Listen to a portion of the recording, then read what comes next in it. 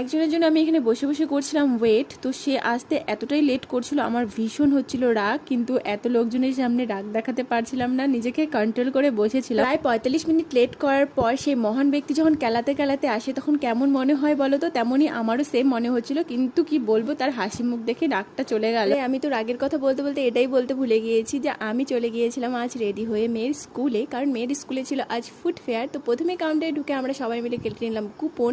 তো এক একজন কেটেছিলাম 200 টাকার কুপন, 200 টাকার 20টা কুপন। তো সেগুলো নিয়ে আমরা চলে গেছি আমরা ক্লাসরুমে দেখি শুধু জুস আছে, তাছাড়া সব শেষ হয়ে গেছে। 10টা থেকে ফুড ফেয়ার শুরু হয়েছিল, আমরা পৌঁছেছি 12টার দিকে, তো অলমোস্ট সব শেষের দিকে। আর আমরা এতগুলো কুপন কেটেছি, সেগুলো কি করবো, গেম খেলেছি। তো সেখানে অনেক ধরনের গেম ছিল, বড়দের জন্য আর ছোটদের জন্য, সবার জন্য গেম ছিল। আমরা সবাই সবগুলো গেমই ট্রাই করেছি, বাট একটা তো জিততে পাইনি, সেটা আলাদা ব্যাপার, বাট মজা হয়েছে। আর যেই মানুষের জন্য আমি ওয়েট করছিলাম তার মুখটা না দেখালে হয় না, এই যে সেই মানুষটা দেখো এখনো হেসেই